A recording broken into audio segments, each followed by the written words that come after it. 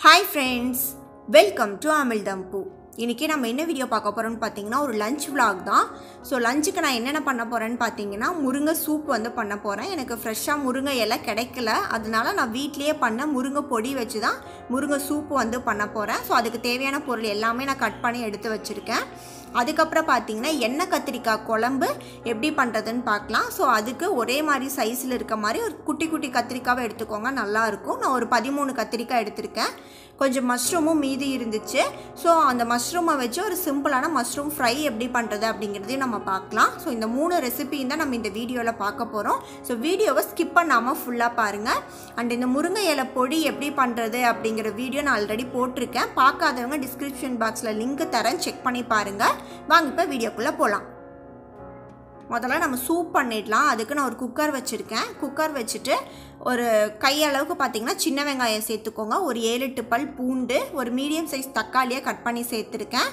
அது கூடவே குருமிளகு ஒரு 1/2 ஸ்பூனும் 1 ஸ்பூன் அளவுக்கு வந்து ஜீரகம் சேர்த்துக்கலாம். நான் இதுக்கு பார்த்தீங்கன்னா நான் சொன்ன மாதிரி முருங்கை பொடி தான் வந்து யூஸ் பண்ணுறேன். நான் 1 டேபிள் ஸ்பூன் அளவுக்கு எடுத்திருக்கேன். நீங்கள் ஃப்ரெஷ்ஷாக இலை கிடச்சிது அப்படின்னா நீங்கள் அதுக்கேற்ற மாதிரி 1 கப்லேருந்து 2 கப் அளவுக்கு முருங்கை இலை அந்த தண்டோடவே நல்லா க்ளீன் பண்ணிவிட்டு நீங்கள் சேர்த்துக்கோங்க. என்கிட்ட கிடைக்காதனால நான் வந்து பொடி வந்து சேர்த்துருக்கேன். ஸோ சேர்த்துட்டு நான் ஒரு பெரிய டம்ளரில் 1/2 கப் அளவுக்கு தண்ணி சேர்க்குறேன். தண்ணியும் சேர்த்துட்டு இந்த சூப்புக்கு கொஞ்சமாக இப்போ வந்து உப்பு சேர்த்துக்கலாம். உப்பு சேர்த்துட்டு எல்லாமே ஒரு தடவை மிக்ஸ் பண்ணி கொடுத்துருங்க. இதில் எண்ணெய் வெண்ணெய் அந்த மாதிரி நம்ம எதுவுமே வந்து சேர்க்க போகிறது கிடையாது.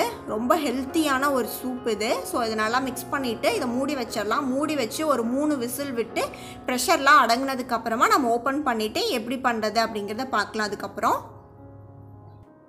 அப்படியே என் சேனலுக்கு யாராவது சப்ஸ்கிரைப் பண்ணாமல் பார்த்துட்டு இருந்தீங்கன்னா கண்டிப்பாக சப்ஸ்கிரைப் பண்ணிவிடுங்க. நெக்ஸ்ட்டு பார்த்தீங்கன்னா எண்ணெய் கத்திரிக்காய் குழம்புக்கு தேவையானது எல்லாமே எடுத்து வச்சுருக்கேன். ஸோ எல்லாத்தையுமே வந்து கட் பண்ணி எடுத்துக்கலாம். ஒரு லெமன் சைஸ் அளவுக்கு, ஒரு சின்ன சைஸ் லெமன் இருக்கும் இல்லையா, ஸோ அந்த சைஸ் அளவுக்கு புளி எடுத்திருக்கேன். அதை வந்து நம்ம இப்போ ஒரு 1/2 கப் அளவுக்கு தண்ணி ஊற்றி ஊற வச்சிடலாம். ஸோ அது வந்து ஊறட்டும். அந்த கேப்பில் நம்ம எல்லாத்தையுமே கட் பண்ணி எடுத்துக்கலாம். பார்த்தீங்கன்னா பூண்டு, சின்ன வெங்காயம், தக்காளி எல்லாமே கட் பண்ணிவிட்டேன். இன்னும் தேங்காய் கத்திரிக்காய் மட்டும் கட் பண்ணணும். இப்போ பார்த்தீங்கன்னா நம்ம முருங்கை சூப்புக்கு வந்து வச்சுருந்தோம் இல்லையா, ஸோ ப்ரெஷர்லாம் அடங்கிடுச்சு. ஸோ ஓப்பன் பண்ணியாச்சு. இப்போ இதை வந்து அடுப்பிலிருந்து எடுத்து நம்ம நல்லா வடிகட்டிக்கலாம். ஸோ நார்மலாக அதை வடிகட்டிக்கோங்க. இப்போ சூடாக இருக்கிறனால இது நல்லா ஆறட்டும். ஆறினதுக்கப்புறமா ஒரு மிக்சி ஜாரில் சேர்த்திட்டு அந்த தக்காளி பூண்டு வெங்காயம் இருக்கு இல்லையா, ஸோ அது எல்லாத்தையுமே நல்லா நைஸாக அரைச்சி எடுத்துக்கலாம். தண்ணி ஏதாவது தேவைப்பட்டுச்சுன்னா இந்த சூப்பை நம்ம வடிகட்டி வச்சுருக்கோம் இல்லையா, ஸோ அந்த தண்ணி சேர்த்து நல்லா அரைச்சிக்கோங்க. இப்போ நல்லா நைஸாக அரைச்சாச்சு. இதையும் ஒரு தடவை நல்லா வடிகட்டி நம்ம சேர்த்துக்கலாம். தேவைப்பட்டுச்சுன்னா ஒரு 1/2 கப்லேருந்து 1 கப்புக்குள்ளே மட்டும் தண்ணி சேர்த்துக்கோங்க. தண்ணி சேர்த்துட்டு இதை நல்லா வடிகட்டி எடுத்துக்கலாம். நான் வந்து எனக்கும் அகரனுக்கும் 2 கப் அளவுக்கு தான் நான் வந்து சூப் வந்து செய்கிறனால நான் கம்மியாக தான் தண்ணி சேர்க்குறேன். நீங்கள் உங்களுக்கு எந்த அளவுக்கு எவ்வளோ குவான்டிட்டி வேணுமோ அந்த அளவுக்கு நீங்கள் தண்ணி வந்து சேர்த்துக்கோங்க. இப்போ பார்த்தீங்கன்னா நல்லா வடிகட்டியாச்சு. இப்போ அடுப்பில் நான் குக்கர் வச்சுருக்கேன். அந்த சூப்பு வடிகட்டணும் இல்லையா, ஸோ அது எல்லாத்தையுமே சேர்த்திக்கோங்க. சேர்த்துட்டு ஒரு 2-3 நிமிஷம் இது நல்லா வந்து கொதிக்கட்டும். நீங்கள் இந்த ஸ்டேஜில் செக் பண்ணிக்கோங்க. நம்ம காரத்துக்கு பெப்பர் மட்டும் தான் சேர்க்குறோம். ஸோ உங்கள் காரத்துக்கு ஏற்ற மாதிரி பெப்பர் வந்து நீங்கள் அட்ஜஸ்ட் பண்ணிக்கோங்க. எனக்கு கொஞ்சம் பத்தாதனால நான் பெப்பர் பொடி சேர்த்துருக்கேன். அந்த உப்பும் வந்து கொஞ்சம் சேர்த்துருக்கேன். இப்போ பார்த்தீங்கன்னா நல்லா கொதிச்சிட்ருக்கு. ஒரு 2 நிமிஷம் அளவுக்கு நல்லா கொதிச்சா போதும். அதுக்கப்புறம் நம்ம வடிகட்டிட்டு சர்வ் பண்ணிக்கலாம் சூப்பை. அவ்வளோதான், நம்ம சூப் வந்து சூப்பராக ரெடி ஆகிடுச்சு. இப்போ அடுப்பை ஆஃப் பண்ணிவிட்டு இதை வந்து நான் திரும்ப வந்து ஸ்ட்ரெயின் பண்ணிக்க போகிறேன். ஏன்னா நம்ம முருங்கை பொடி போட்டிருக்கிறனால தான் நான் ஸ்ட்ரெயின் பண்ணுறேன். அந்த பொடி வந்து அப்படியே இருக்கும் இல்லையா, ஸோ டபுள் ஸ்ட்ரெயினர் இருக்கும் இல்லையா, குட்டி குட்டி ஓட்டை இருக்க மாதிரி. ஸோ அந்த வடிகட்டியில் நான் நல்லா வடிகட்டிக்கிறேன். நீங்கள் இலை யூஸ் பண்ணுறீங்க, முருங்கை கீரை யூஸ் பண்ணுறீங்கன்னா நீங்கள் முதல் டைம் வடிகட்டினீங்க இல்லையா அரைச்சி, ஸோ அந்த ப்ராசஸோடு அப்படியே நிறுத்திட்டு நீங்கள் இப்போ கொதிக்க வச்சதுக்கப்புறம் அப்படியே சூப்பை வந்து சர்வ் பண்ணிடலாம் சூடாக. நான் வந்து பொடி யூஸ் பண்ணியிருக்கனால 2 தடவை வடிகட்டியிருக்கேன். ஸோ நம்மளோட சூப்பரான முருங்கை சூப்பும் வந்து ரெடி ஆகிடுச்சு. அண்ட் எண்ணெய் கத்திரிக்காய்க்கு தேவையான எல்லா பொருளுமே பார்த்திங்கன்னா ரெடி பண்ணியாச்சு. இன்னும் கத்திரிக்காய் மட்டும் கட் பண்ணால் போதும். ஸோ கத்திரிக்காய் பார்த்திங்க அப்படின்னா அந்த காம்போடு போடணும். ஸோ காம்பில் நுனியை மட்டும் நான் கட் பண்ணி எடுத்து போட்டுட்டேன்.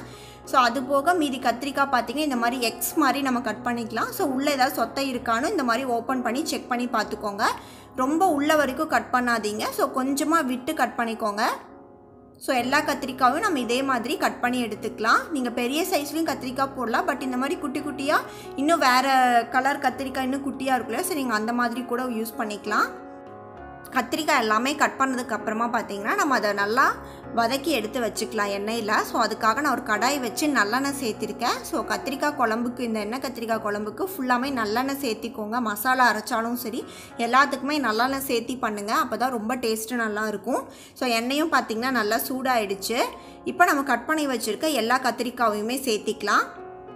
ஸோ சேர்த்திட்டு அடுப்பை பார்த்தீங்க அப்படின்னா லோ டு மீடியம்லேயே வச்சு பொறுமையாக ஒரு கத்திரிக்காய் பார்த்திங்கன்னா ஒரு 50லேருந்து 60% அளவுக்கு இந்த எண்ணெயிலே நல்லா குக் ஆகணும்.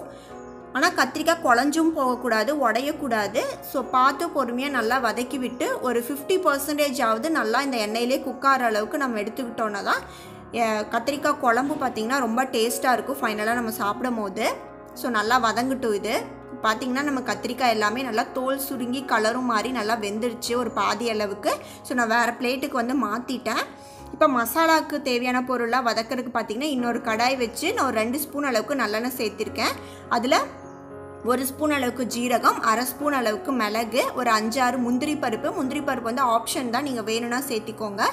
அதுக்கப்புறம் ஒரு 7-8 பல் பூண்டு, 1 இன்ச் அளவுக்கு இஞ்சியும், அதுக்கப்புறம் வந்து ஒரு 20லேருந்து 25 சின்ன வெங்காயம் இருக்கு இல்லையா, ஸோ அது எல்லாத்தையுமே கட் பண்ணி நல்லா சேர்த்திருக்கேன். ஸோ எல்லாத்தையுமே நல்லா வதக்கிக்கோங்க. நான் பார்த்தீங்கன்னா ஒரு வரமிளகா வந்து சேர்த்துருக்கேன். நீங்கள் உங்கள் காரத்துக்கு ஏற்ற மாதிரி எவ்வளோ வேணால் சேர்த்துக்கோங்க. நான் இதுக்கப்புறம் இன்னுமே வந்து மிளகு தூளும் வந்து சேர்ப்பேன். அதனால் நான் ஒரு வரமிளகா மட்டும் சேர்த்துருக்கேன். வெங்காயம் பூண்டு எல்லாமே கொஞ்சம் வதங்கினதுக்கப்புறமா நம்ம கட் பண்ணி வச்சுருக்க மீடியம் சைஸில் இருக்க 2 தக்காளி சேர்த்துருக்கேன். அது கூடவே ஒரு 1/2 ஸ்பூன் அளவுக்கு மஞ்சள் தூளும் சேர்த்துருக்கேன். ஸோ தக்காளி நல்லா மசிய வெந்து வரட்டும். தக்காளி வேகறதுக்கு கொஞ்சமாக வந்து உப்பு சேர்த்திக்கலாம். ஸோ நல்லா வதக்கி விடுங்க, தக்காளி நல்லா வெந்து வரட்டும். இப்போ பார்த்தீங்கன்னா தக்காளி நல்லாவே வெந்துடுச்சு. ஸோ ஒரு தடவை வதக்கி விட்டுட்டு அடுப்பை ஆஃப் பண்ணிவிடுங்க. ஆஃப் பண்ணிவிட்டு நம்ம துருவி வச்சுருக்க தேங்காய் ஒரு 3லேருந்து 4 ஸ்பூன் அளவுக்கு சேர்த்துக்கோங்க. நிறைய தேங்காய் சேர்க்க வேண்டாம், ஒரு 4 ஸ்பூன் அளவுக்கு சேர்த்துனா போதும். ஸோ அந்த இருக்கிற சூட்லேயே பார்த்தீங்க அப்படின்னா அந்த தேங்காய் வதங்கிடும். இப்போ இதை நல்லா ஆறுனதுக்கப்புறமா நம்ம அரைச்சி எடுத்துக்கலாம். இப்போ குழம்பு பண்ணுறதுக்காக பார்த்திங்கன்னா நான் அதே கடாய் வச்சுருக்கேன். ஸோ கடாய் வச்சு ஒரு 4-5 ஸ்பூன் அளவுக்கு தாராளமாகவே நல்லெண்ணெய் சேர்த்துக்கோங்க. எண்ணெய் சூடானதுமே ஒரு 1/2 ஸ்பூன் அளவுக்கு கடுகு, ஒரு 1/2 ஸ்பூன் அளவுக்கு வெந்தயம், 1/2 ஸ்பூன் அளவுக்கு ஜீரகம், இந்த 3மே சேர்த்து நல்லா பொரிஞ்சதுக்கப்புறமா ஒரு கொத்த அளவுக்கு பார்த்திங்க அப்படின்னா கருவேப்பிலை சேர்த்துருக்கேன். திரும்ப பார்த்திங்கன்னா ஒரு 10 பல் பூண்டு, அதுக்கப்புறம் பார்த்திங்கன்னா ஒரு கையளவுக்கு பார்த்திங்கன்னா சின்ன வெங்காயத்தை கட் பண்ணி சேர்த்துருக்கேன். ஸோ எல்லாமே இந்த எண்ணெயில் நல்லா வந்து பொன்னிறமாக வதங்கணும். அந்த பூண்டு வெங்காயம் எல்லாமே நல்லா வதங்கணும். அப்போ தான் டேஸ்ட்டு ரொம்ப நல்லாயிருக்கும்.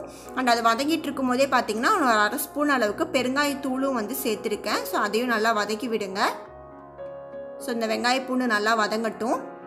நான் வதங்கிட்டு இருக்கும் போதே பார்த்திங்கன்னா அந்த மசாலா அரைச்சோம் இல்லையா, அது நல்லா ஆறிடுச்சு. ஸோ நான் நல்லா தண்ணி ஊற்றி நைஸாக அரைச்சி எடுத்து வச்சுருக்கேன். இப்போ வெங்காயம் பூண்டு எல்லாமே பார்த்திங்கன்னா நல்லா கொஞ்சம் பொன்னிறமாக வதங்கி வந்திருக்கு. இப்போ மசாலாலாம் சேர்த்துக்கலாம். ஒரு 2 ஸ்பூன் அளவுக்கு பார்த்திங்க அப்படின்னா மல்லித்தூள் வந்து சேர்த்துருக்கேன். 1 ஸ்பூன் அளவுக்கு வந்து காஷ்மீரி மிளகாத்தூள் வந்து நான் கலருக்காக தான் சேர்க்குறேன்.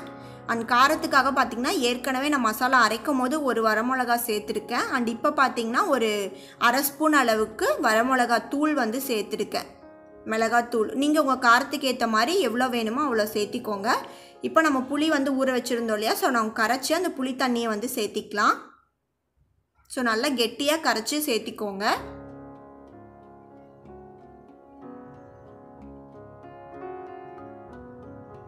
இப்போ புளி தண்ணி எல்லாத்தையுமே சேர்த்தியாச்சு. நல்லா மிக்ஸ் பண்ணிவிட்டு அந்த நம்ம போட்ட மசாலா அந்த புளி தண்ணி எல்லாமே வந்து ஒரு நிமிஷம் அளவுக்கு அந்த எண்ணெயெல்லாம் பிரிஞ்சு மேலே வரும் இல்லையா, ஸோ அந்தளவுக்கு நல்லா கொதிச்சு வரட்டும். இப்போ பார்த்திங்கன்னா நல்லா அந்த புளி தண்ணி கொதிச்சிருச்சு.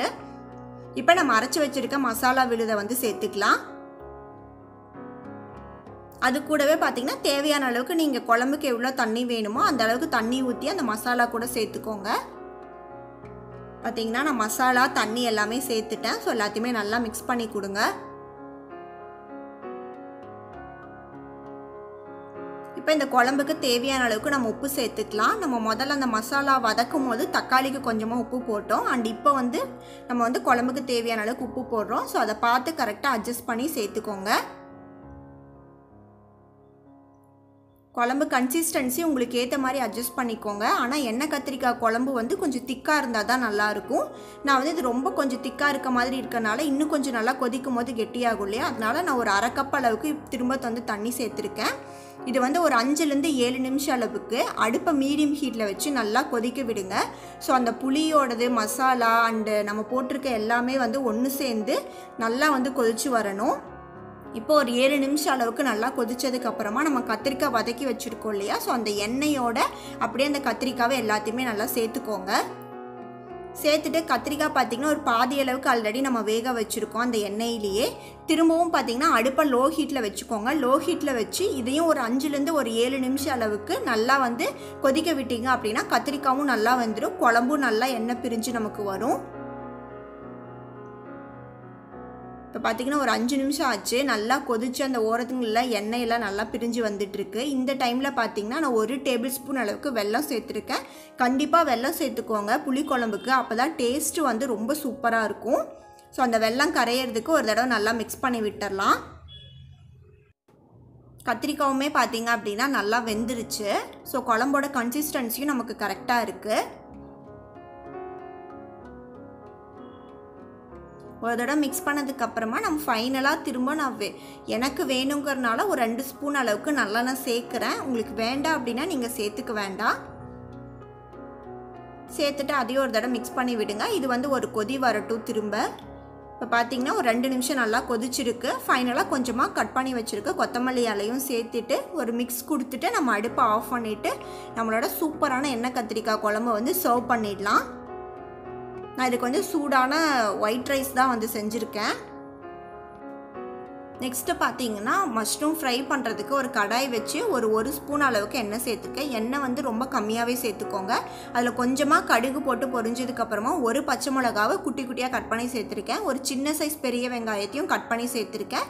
வெங்காயம் ரொம்ப பொன்னிறம் ஆகணுன்ட்டு இல்லை, கொஞ்சமாக ஒரு 3/4 வாசி வதங்கினா போதும். வதங்கினதுக்கப்புறமா நம்ம கட் பண்ணி வச்சுருக்க மஷ்ரூமை சேர்த்திக்கலாம். நான் காளான் பார்த்திங்கன்னா எல்லாத்தையுமே குட்டி குட்டி பீசஸாக கட் பண்ணியிருக்கேன். ஸோ இந்த மாதிரி பொடியாக நல்லா கட் பண்ணி சேர்த்துக்கோங்க. சேர்த்துட்டு இதில் தண்ணியோ வேறு எதுவுமே மசாலா நம்ம எதுவுமே சேர்க்க போகிறது கிடையாது. காரத்துக்கு இந்த பச்சை மிளகா ஒன்று தான். உங்களுக்கு பச்சை மிளகா வேண்டாம்னு நினச்சிங்க அப்படின்னா மிளகு தூள் இருக்குது இல்லையா, குறுமிளகு தூள் கூட சேர்த்துக்கலாம். அப்படி இல்லைனா வரமிளகா தூள், உங்கள் காரத்துக்கு நீங்கள் எது வேணுமோ அதை சேர்த்துக்கோங்க. நான் எப்பவுமே பச்சை மிளகா தான் சேர்ப்பேன். அண்ட் மஷ்ரூமுக்கு எவ்வளோ உப்பு வேணுமோ அந்த அளவுக்கு நீங்கள் உப்பு சேர்த்துக்கோங்க. இப்போ சேர்த்துட்டு இதை அப்படியே மீடியம் ஹீட்டில் வதக்கிட்டே இருந்தீங்கன்னா அந்த தண்ணி மஷ்ரூம்லேருந்து வர தண்ணியிலேயே அது நல்லா வதங்கிடும். இப்போ நம்ம எண்ணெய் கத்திரிக்காய் குழம்பு பார்த்திங்கன்னா சர்விங் பவுலுக்கு வந்து மாற்றிடலாம். கண்டிப்பாக நெக்ஸ்ட் டைம் நீங்கள் எண்ணெய் கத்திரிக்காய் குழம்பு பண்ணும்போது இந்த மெத்தடில் ட்ரை பண்ணி பாருங்கள், ரொம்ப சூப்பராக இருக்கும். நீங்கள் செஞ்ச உடனே சாப்பிட்றத விட மதியம் செஞ்சீங்க அப்படின்னா நைட்டு இல்லை நெக்ஸ்ட் டே அந்த மாதிரி சாப்பிட்டிங்கன்னா நல்லா ஊறிட்டு டேஸ்ட்டு ரொம்ப சூப்பராக இருக்கும். நெக்ஸ்ட்டு நம்மளோட மஷ்ரூம் ஃப்ரையும் பாருங்கள், அந்த காளானில் இருந்த அந்த தண்ணியிலே அது நல்லா வந்து வெந்து குக் ஆகிட்டுருக்கு. ஸோ தண்ணி எக்ஸ்ட்ராவாக எதுவுமே நமக்கு தேவையே இல்லை. ஸோ உப்பு வேணால் நீங்கள் டேஸ்ட் பண்ணி பார்த்துட்டு பத்தலைன்னா இன்னும் கொஞ்சம் கூட நீங்கள் சேர்த்துக்கோங்க. ஸோ எனக்கு வந்து கரெக்டாக இருந்துச்சு. அண்ட் அந்த தண்ணி வந்து ஃபுல்லாக ட்ரை ஆகிற அளவுக்கு நம்ம நல்லா மீடியம் ஹீட்டில் வச்சு வதக்கி எடுத்துக்கிட்டால் போதும். நம்மளோட சிம்பிளான ஆனால் ரொம்ப டேஸ்டான மஷ்ரூம் ஃப்ரை வந்து ரெடி ஆகிடும். அவ்வளோதான், நம்மளோட ஃப்ரை ரெடி ஆகிடுச்சு. இதையும் வந்து சர்வ் பண்ணிடலாம். நம்மளோட லஞ்ச் மெனு எல்லாமே பார்த்திங்கன்னா ரெடி ஆகிடுச்சு. ஸோ நம்மளோட முருங்கை சூப்பு, ஒரு சிம்பிளான மஷ்ரூம் ஃப்ரை அண்டு டேஸ்டியான எண்ணெய் கத்திரிக்காய் குழம்பு, அதுக்கு சைடிஷ் பார்த்தீங்க அப்படின்னா வீட்டில் பண்ண வடகம் வந்து நான் கொஞ்சம் பொரிச்சிருக்கேன். அதுக்கப்புறம் ஒயிட் ரைஸ் கூட தான் நான் வந்து சர்வ் பண்ண போகிறேன். ஸோ கண்டிப்பாக இந்த ரெசிபிஸ் எல்லாமே ட்ரை பண்ணி பாருங்கள். ட்ரை பண்ணி பார்த்துட்டு உங்கள் கமெண்ட்ஸை சொல்லுங்கள் எப்படி வந்துச்சு அப்படின்னு சொல்லிவிட்டு. உங்களுக்கு இந்த வீடியோ பிடிச்சிருந்துச்சுன்னா லைக் பண்ணுங்கள், கண்டிப்பாக ஷேர் பண்ணுங்கள். அண்ட் என் சேனலுக்கு யாராவது சப்ஸ்கிரைப் பண்ணாமல் பார்த்துட்டு இருந்தீங்கன்னா கண்டிப்பாக சப்ஸ்கிரைப் பண்ணிவிடுங்க. தேங்க்ஸ் ஃபார் வாட்சிங்.